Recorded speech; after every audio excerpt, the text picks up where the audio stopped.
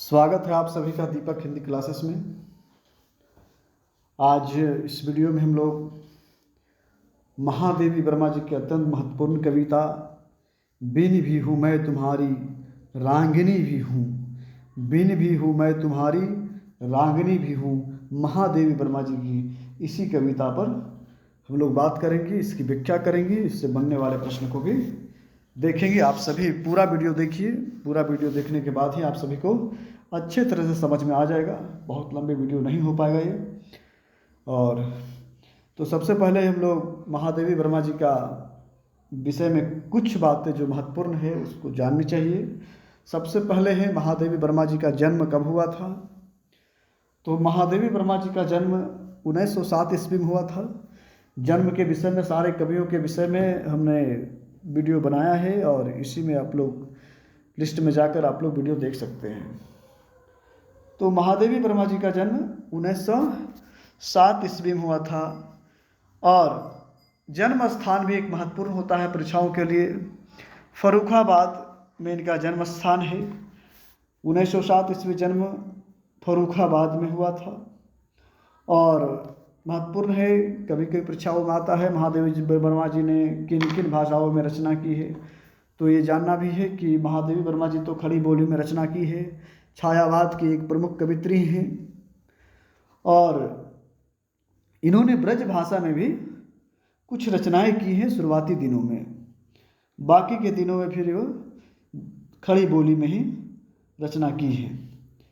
तो ये एक प्रसिद्ध चित्रकारिता में भी इनका बहुत मन लगता था और चित्रकार भी थी वह एक तरह से।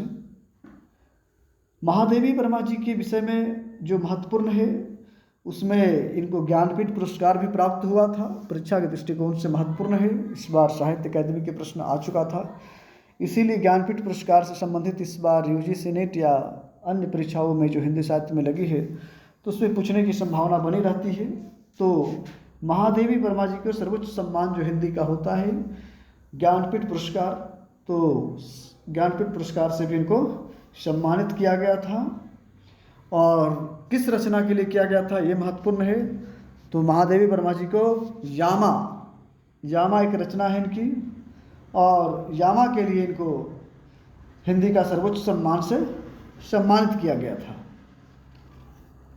यह जो कविता है बिन भी हूँ मैं तुम्हारी रागिनी भी हूँ, महादेवी वर्मा जी एक हम सभी जानते हैं कि छायावादी कवित्री हैं और इसमें कविता में रहस्यवाद छुपा हुआ है। ये प्रीतम के लिए कह रही है, प्रकृति के लिए कह रही है। ऐसे माना जाता है कि यह प्रकृति के विषय में ये सारी पंक्तियाँ कह रही है, लेकिन इसमें रहस्यवाद छुपा हुआ है। रहस्यवादी कवित्री गिनी जाती है यह। इस कविता में महादेवी ने स्वयं को परमात्मा के साथ स्थापित करने का प्रयास किया है। परम सत्ता परमात्मा के बीच वह अपने आप को स्थापित करने का प्रयास की है। एकाएक होकर वह प्रेम के वशीभूत अद्वैत हो गई है। ऐसा इन पंक्तियों में लगेगा हम सभी को कि वह प्रेम में एकदम वशीभूत होकर पूरी तरह से परमात्मा के में विलीन हो गई है, या इनका कोई प्रियतम है उसके प्रति वह विलीन हो गई है। ये रहस्यवाद है, इसमें रहस्य छिपी हुई है। इस तरह महादेवी जी स्वयं को क्या करती है कि लगता है जैसे जीवन हो, शाप हो, वरदान हो, इस प्रकार से अपने आप को सभी में समाहित कर ली है। और जो पंक्ति हम लोग देखेंगे उसमें और भी अच्छी तरह से समझ पाएंगे। कवित्री ने क्या किया कि स्वयं को अपने आप को अग्नि के रूप में भी विकसित कर लिया है। बर्फ के टपकते हुए इस प्रकार से बूंदों में अपने आप को समर्पित कर लिया है। कहती है कि मैं पत्थर भी हूँ, मैं कोमल भी हूँ, मैं इस प्रकार से कई प्रकार की इनकी पंक्तियाँ भी हम लोग देखेंगे। कवित्री यदि बीना का तार है तो उसमें उठने वाले झंकार भी है। इस प्रकार की पंक्ति यहाँ पर दिया गया है। तो हम लोग विस्तार से इसको पढ़ते हैं। कवि इस प्रकार से है, बिन भी हूँ मैं तुम्हारी रागिनी भी हूँ, नींद थी मेरी अंचल निष्पंद कन कन में, प्रथम जागृति थी जगत के प्रथम स्पंदन में, प्रलय में मेरा पता पद चिन्ह जीवन में, साप हूँ जो बन गया वरदान बंधन में, कुल भी हूँ कुलहीन प्रवाहिनी भी हूँ। तो किस प्रकार से वह कह रही हूँ, बिन भी हूँ मैं तुम्हारी रागिनी भी हूँ।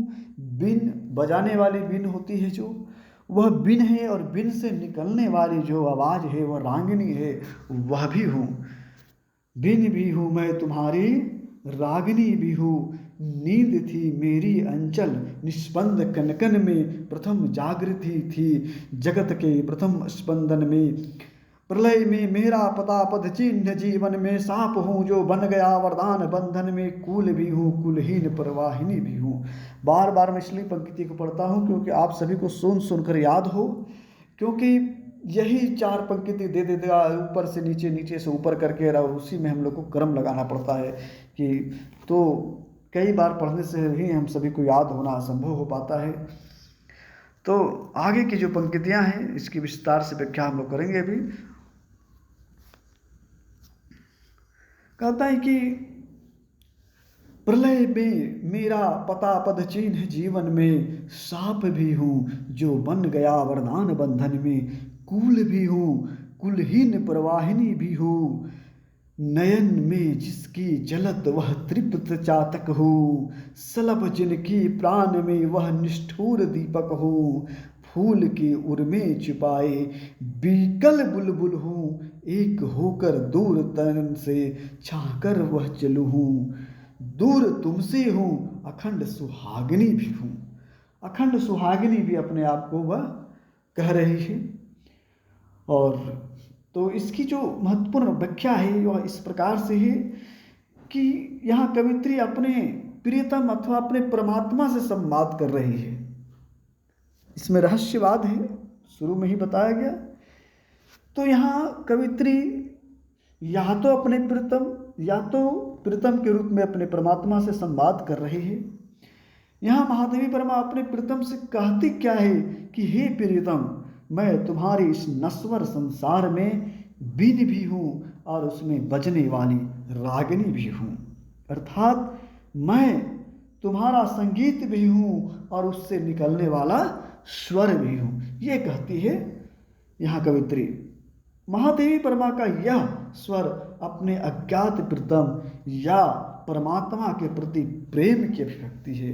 वह एक प्रेम की अभिव्यक्ति कर रही है। कवित्री क्या कहती है, और कवित्री पंक्ति में परम तत्व और प्रेमास्पंद अद्वैत भाव की व्यंजना अटूट रूप से ध्वनित है। वे कहती है कि स्थिर और निष्पंद कनकन में मेरी नींद थी, और जगत को जो प्रथम स्पंदन था उसमें मेरी जागृति थी। कहने का तात्पर्य क्या है भाई?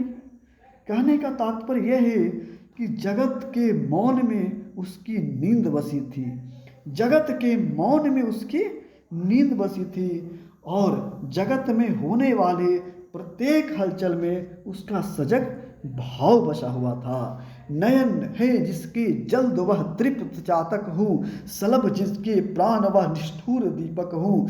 फूल के उर छिपाए बिकल बुलबुल हूँ, एक होकर दूर तन से छाह वह चली हूँ। दूर तुमसे हूँ अखंड सुहागिनी भी हूँ। कवित्री आगे कहती है कि मैं वो साप हूँ। मैं क्या हूँ? वह साप हूँ जो बंधन में बंधकर वरदान बन गई हूँ,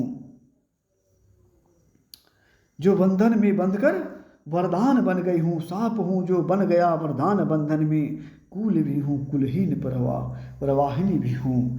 अर्थात मेरा संसार में एकांकी जीवन एक सांप की तरह था, लेकिन मैंने स्वयं को तुम्हारे बंधन में बांधकर उसी सांप को श्राप देना जो होता है, सांप को अपने लिए वरदान बना लिया। मैं किनारा भी हूँ, तो मैं किनारों को तोड़कर बहने वाली नदी भी हूँ। वही कहती है कि मैं किनारों को तोड़कर बहने वाली नदी भी हूँ। यदि मैंने संसार में बहुत से मोह माया के बंधन में स्वयं पर नियंत्रित किया है, तो उसे नियंत्रण को अपने जीवन में बांधने और बनते देख तोड़ भी दिया हूँ। जिसके कारण तुम्हारा और मेरे प्रेम के बीच अवरोध बने थे। तो उन्होंने अपने आप को पूरी तरह से अपने प्रियतम और परमात्मा के प्रति समर्पित किए हैं। जहाँ परमात्मा वहाँ अपने आप को वह पाती है। प्रत्येक कण कण में परमात्मा है।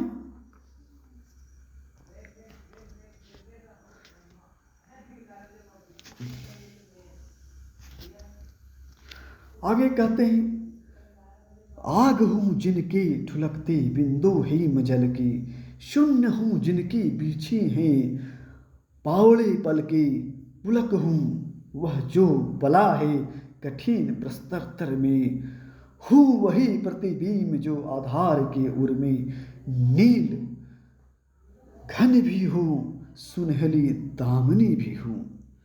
कवित्री कहती है कि उस प्यारे चातक के समान हूँ जिसकी आंखों में बादल है, और वह पतंगा हूँ जिसके प्राण में दीपक समाया हुआ है।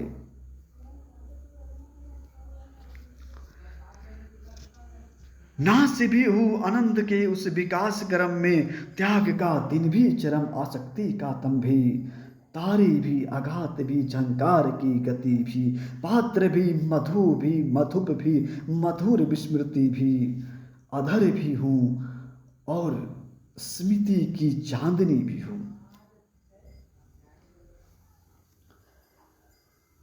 कविता कहती है कि ओ बुलबुल जिसके हृदय में फूल छिपाए रहता है, अर्थात उस बुलबुल के समान हूँ जिसके हृदय में फूल की कामना छिपी रहती है। और यहाँ फिर कवित्री कहती है, मैं वो शरीर हूँ जिसकी परछाई एक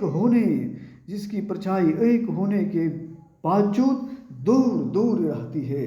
कहने का तात्पर्य क्या है कि जिस प्रकार परछाई और शरीर एक होते हुए भी दूर होते हैं और चलमान रहते हैं, उसी प्रकार हे प्रीतम आप और मैं भी पास होते हुए दूर हैं। कवित्री कहती, भले ही मैं तुमसे कितना ही दूर हूँ, परंतु हे प्रीतम मैं अखंड सुहागिनी हूँ और मैंने स्वयं को आपके लिए समर्पित कर दिया है, इसीलिए मैं अखंड सौभाग्यवती हो चुकी हूँ। क्योंकि हे प्रीतम आप अजर है, अमर है, नश्वर है, इसीलिए मेरा सुहागिनी होना भी अमर ही है।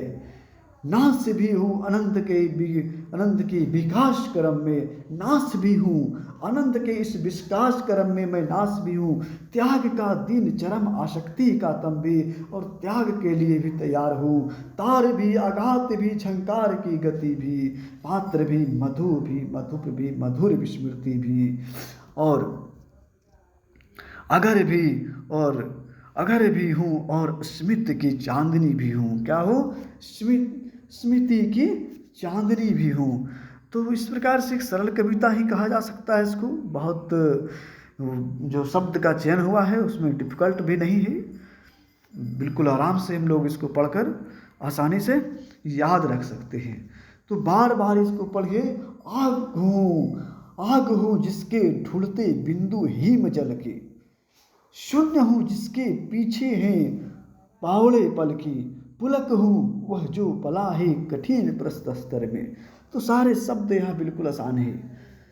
हूँ वही प्रतिबिंब जो आधार के उर में, नील घन भी सुनहली दामनी भी हूँ।